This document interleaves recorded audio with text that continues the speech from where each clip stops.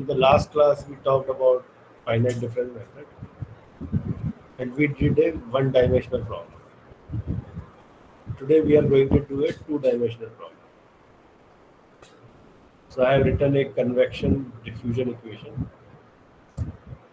Phi is the dependent variable or field variable. So it's a transient equation. There is a time derivative also, and there is derivative in x and y. So u and v are the velocity components.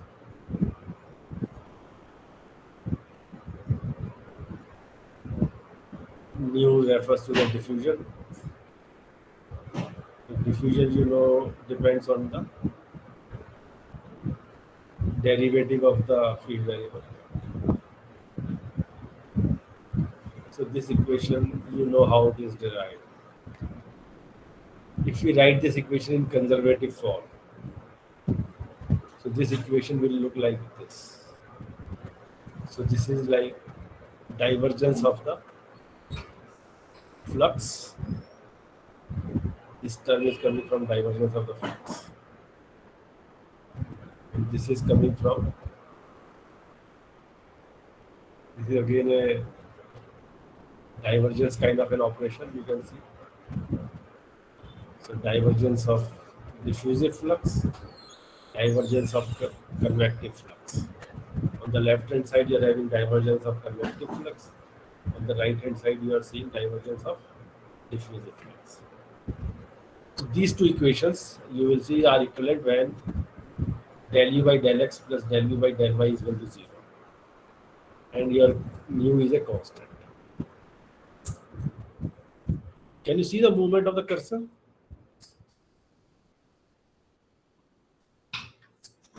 Hello?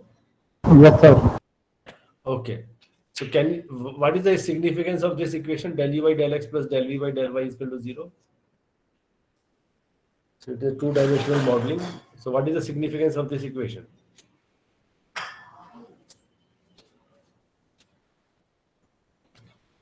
You must have seen this equation in fluid mechanics. What does it represent? The Laplace equation. Incompressible flow. Yeah. So this represents mass conservation. Okay. So for an incompressible flow where density does not change, this represents conservation of mass. So these two equations become equivalent. So you have converted a equation from a particular form to a conservative form. So conservative form of differential equation is good for applying technique of finite volume method. So we had done this technique last time.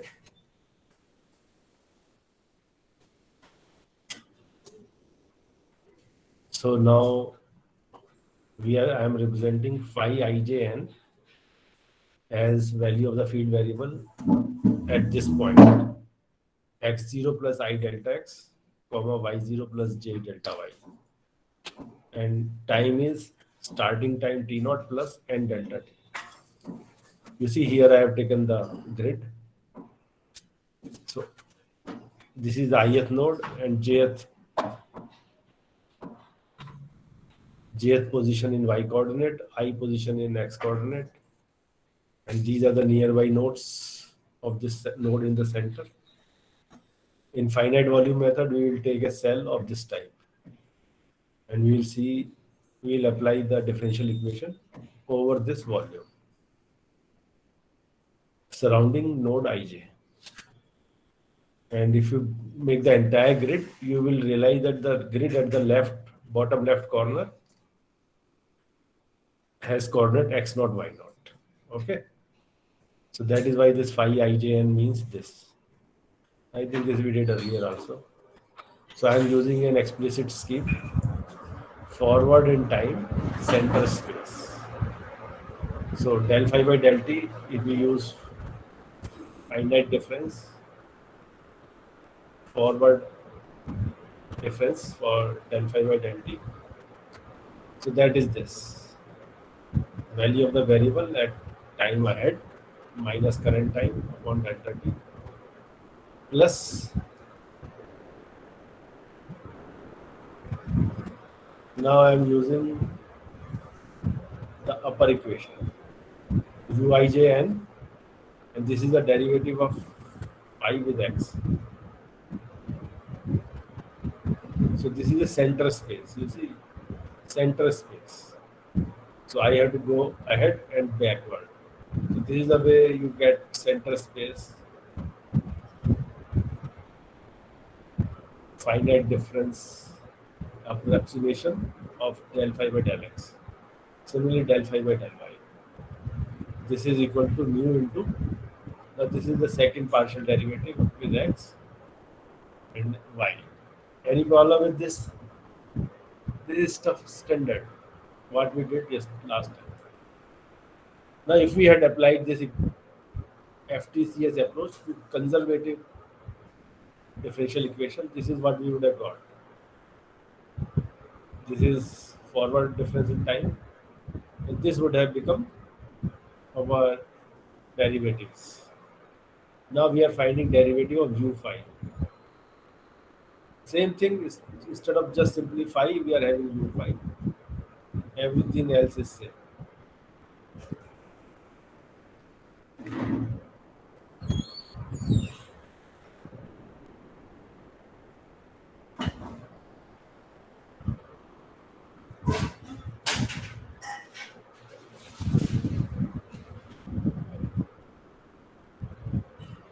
Now what he has done, del by del x of mu del phi by del x. So mu del phi by del x,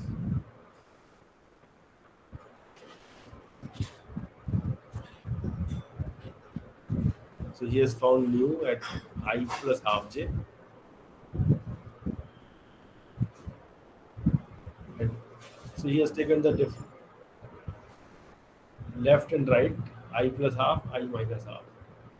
These are the new values, and right side derivative is phi I plus 1j minus phi ij by delta x. Left side derivative is this. Then difference of the two upon delta x becomes second derivative. So this approach of second derivative has been used. You can check it out. It's not difficult to figure out. How do you find second derivative? It is basically difference of the first derivatives. That is what it has been used. Similarly for second derivative with y. Now what do we do in finite volume approach?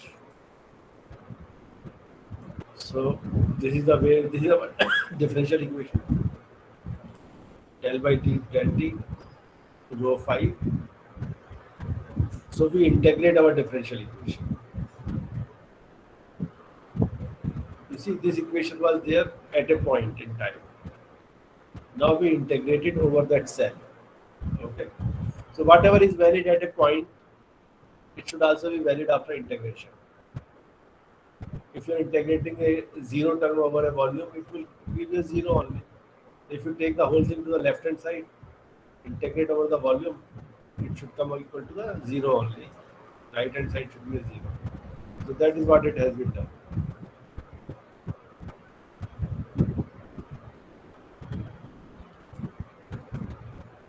So we just do the integration over the cell. We take this cell. Now you see del rho phi dv. What is the integration of rho phi dv?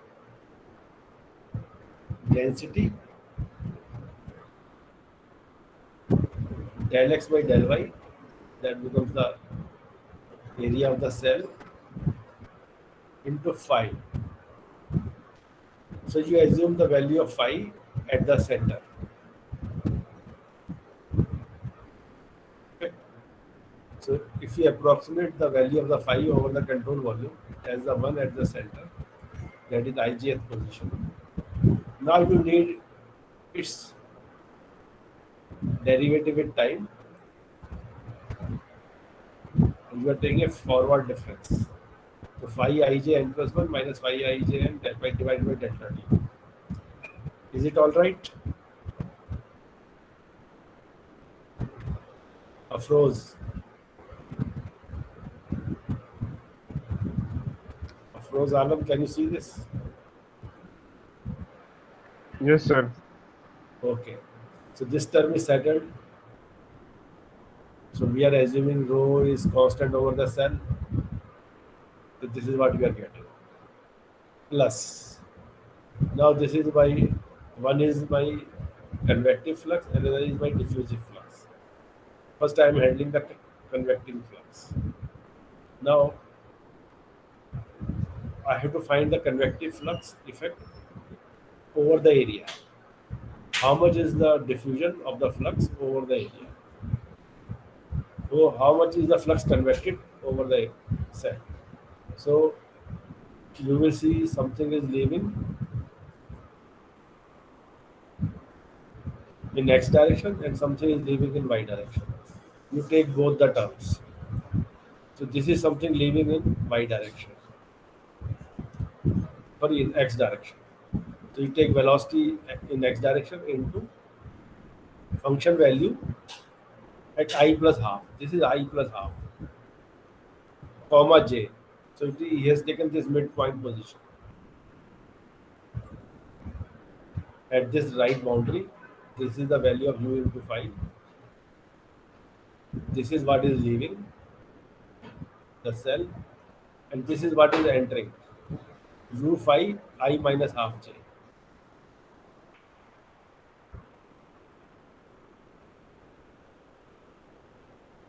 So this much is the flux multiplied by the dimension delta y.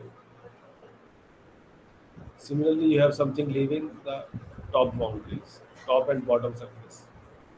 So again, you do mu phi I plus I comma j plus half. This position is j plus half in y coordinate,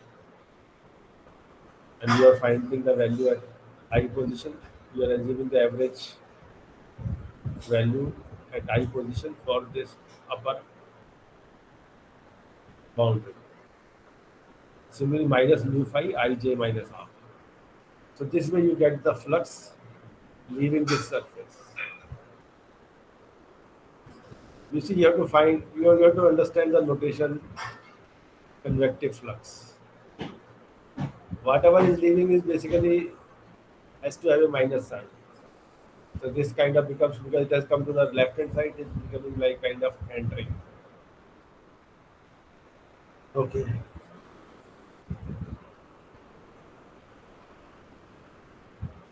This much has left this volume. Whatever is coming on the left hand side is leaving the volume. Now it is the diffusive flux on the right hand side, done in the same manner. So I don't think I have to explain it again. Same approach. First you take the first derivatives. You have to look at the flux term. You see, this is the flux term.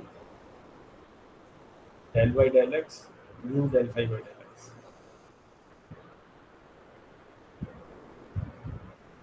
So you are integrating. Okay. Once you integrate, what happens? Suppose you integrate this term over the volume. First you will be integrating over dx. So then you will get simply mu del phi by del x. And this mu del phi by del x, you have to take the limit between the boundaries of x. And then you have to do volume integration.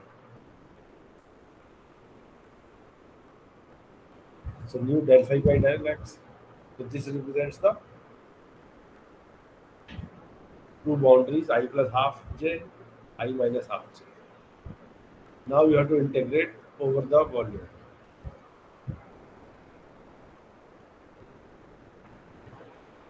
Over integrate with y direction. This is done in, this is gets integrated exactly with x. Then you put the limits, and then you have to integrate with y. Now what is What will integration with y will do? You assume the whole thing is constant over this cell. The integration with y will just involve multiplication with delta y. So that is what it is happening. You just multiply with delta y. Similarly for the other term. Here you have got some derivative with y with x.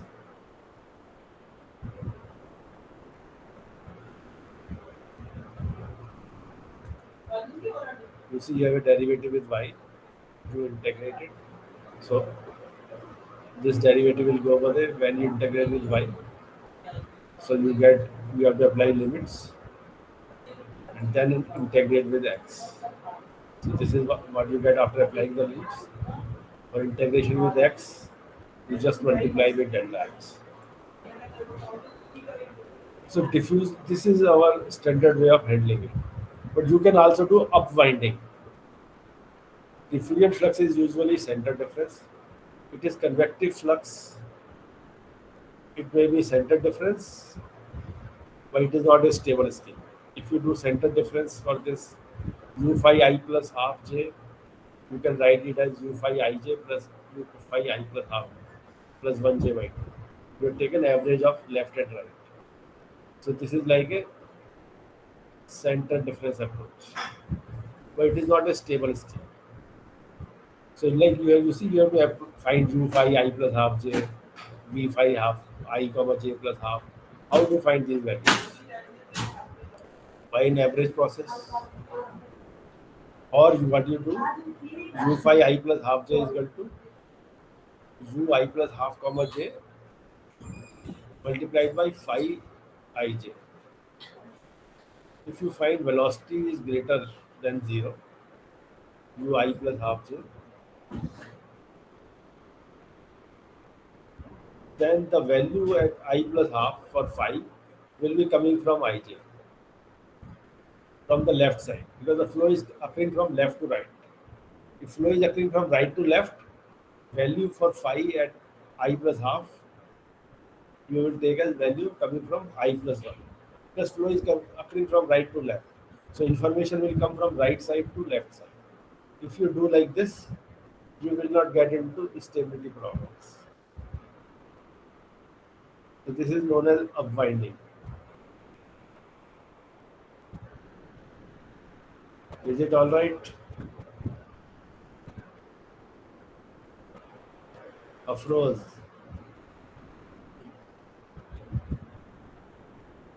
We talked about upwinding in the last class. You can also look at the lectures. I have uploaded a lecture on partial differential equations and analytical approach. Initially, I had given a lecture on that. So that recording is there. So you will come to know how do you handle different differential equations, convective, diffusive, and hyperbolic differential equation, parabolic.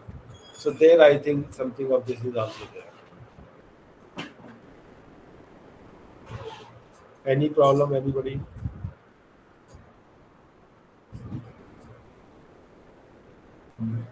So you have to read it peacefully because the recording will be there. Then you can break it down. It is important to go through the first lecture initially, then you can understand this better.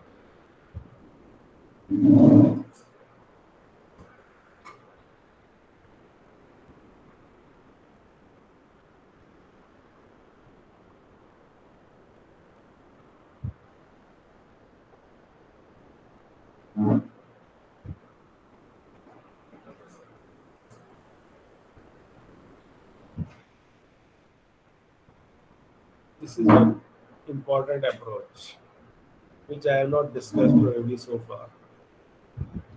There is an approach of taking a functional and then minimizing that functional.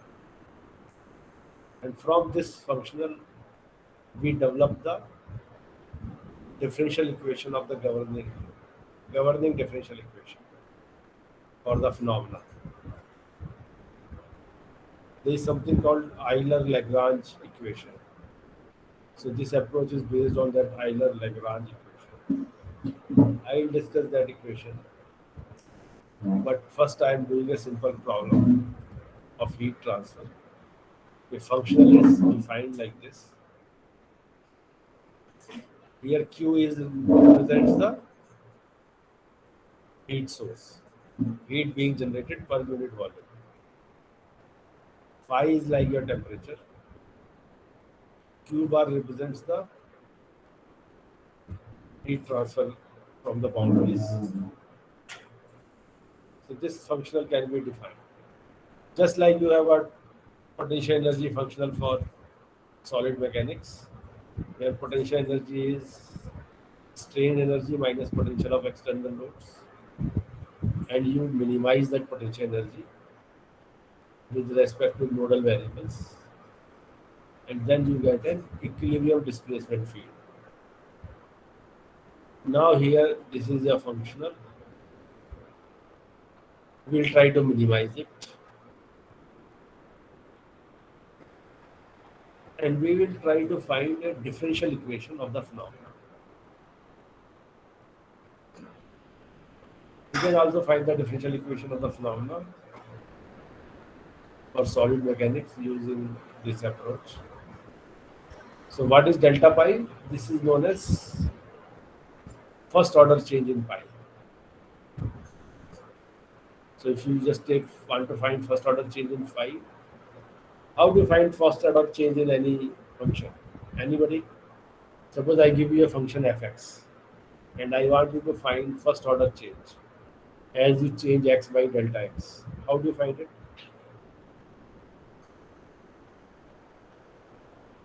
Afroz, By Taylor series, yeah, very good. So what is it? What is this first order change? uh, del by del del x by del phi upon del x into delta x. Very good. So if it is a one-dimensional variable, it is del f by del x into delta x. If it is multivariable, plus del f by del y into delta y, as many independent variables. So you are taking the gradient of the function and taking the dot product with the differential change in independent coordinates. Okay. If you want second order change, then you have to find that second derivative terms. So you get an Hessian kind of a matrix, and you take its. Then you have to find the quadratic form, delta x delta y multiplied by Hessian. Then on the right hand side you have delta x delta y. So that becomes the second order change. Okay. So there you have got square terms.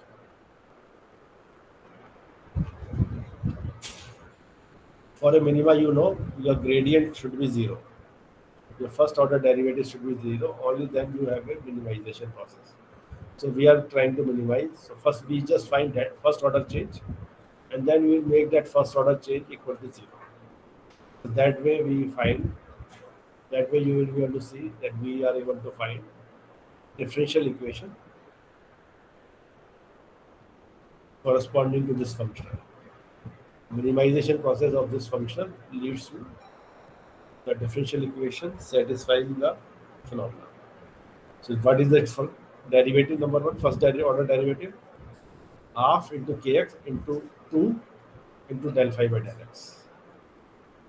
Then you have to multiply by the first order change in this derivative. So this derivative of phi with x I am representing here by phi x. Usually I used to write phi comma x. Somehow here it is del phi x, only phi x. So now you understand the meaning of this phi x. So this is small order change in phi x. Similarly, this term, this is simple phi, so this becomes delta phi minus q bar delta phi. So q bar is a heat flux at the boundary. So this is not affected by phi. So you just take derivative of change in phi. Any issues with this equation, let me know.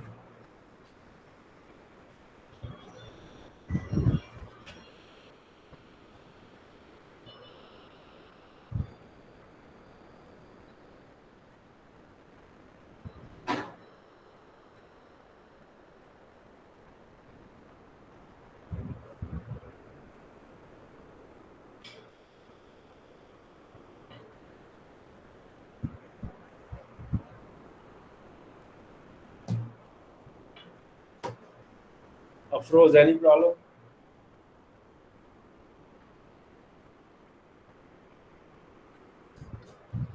Afroz, Yes, sir. is it okay? Sir, we retain the expression of del phi upon del x, Yeah, but the square is also but what? there is a square of the del phi upon del x. Yeah, We have if you written take the its expression. derivative, if it you take its derivative, it becomes 2 into del phi by del x. Yes, sir. And then you have to multiply by what is the change in del phi by del x. That is this. Suppose you Okay, have got sir. sine Yes, sir. square x instead of this sine square x. So what you will do?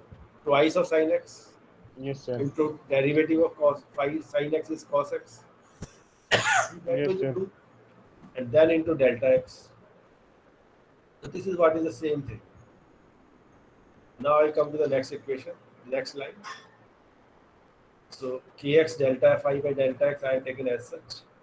Now this is change in phi x. So this I can write as derivative of x of delta phi. This was change in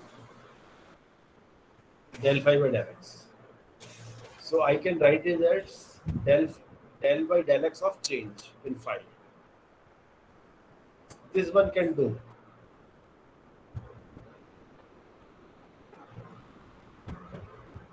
Just you have pushed delta from outside to inside. So we'll see some other day how what is the logic behind it. So you just think that this derivative has come outside and this is it. Same thing is happening here. No other change. Now you see this is a domain integral. We can convert into a boundary integral. Now you look at this equation. Kx del phi by del x nx delta phi d omega. So you have integrated, you have used a kind of Gauss theorem or divergence theorem. Suppose you have got this term del by del x kx del phi by del x into del phi. If you integrate it, what do you get? Kx del phi by del x into nx. So some integration by parts you are doing. If this term is having full differential, so its integration will be complete. And then this term you have to take derivative. You see here this derivative is there, and this is there as such. So somewhere I have jumped 2 steps, mixed 2 steps into 1 step. So integration of this term with over the volume will lead to this term, these 2 terms. So one is a line integral, boundary integral, another is a domain integral. Similarly, similar thing is happening for this object, this term. You get 2 terms. This minus q del phi t omega is separate, and this is separate. Now you look at this term. Whatever is multiplying with delta phi, you separate out. Delta phi is multiplying here, delta phi is multiplying here, delta phi is multiplying here. You separate it out. So from here you have taken this term, from here this term and this term. But other terms are these. These are the domain boundary integrals. Domain integral is separated, boundary integral is separated.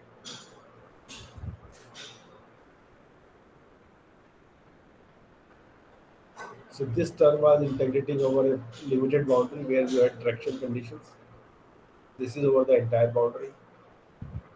Now for first variation of pi to be 0, you want left hand side to be 0. Then each of these terms should go to 0. So making this delta phi is arbitrary. This was a small arbitrary change in phi. If this is arbitrary and the entire integral has to be 0, so this thing in the bracket has to be 0. So this becomes your field equation. So you can recognize this field equation. This is a heat conduction equation. Then your boundary condition, again this delta phi is arbitrary. So something in the bracket has to be 0. So you see here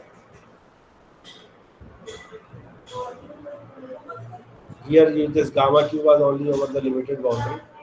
What you assume is delta phi is equal to 0 for the part where you are given essential boundary conditions.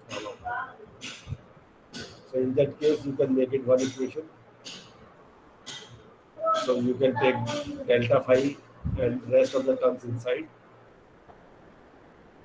So for this boundary gamma q, this should be valid. For first differential, first order change in your functional to be 0. So you get a boundary condition. So this way you have generated your boundary conditions.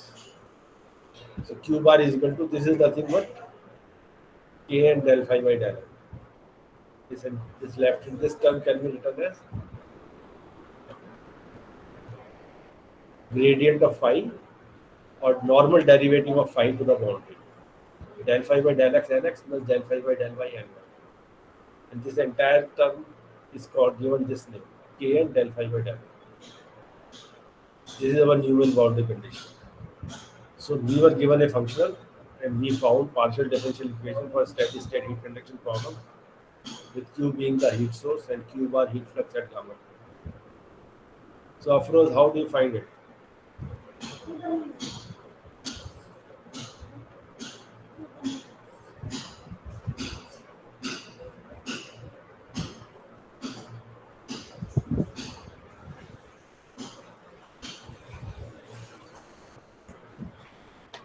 Any problem?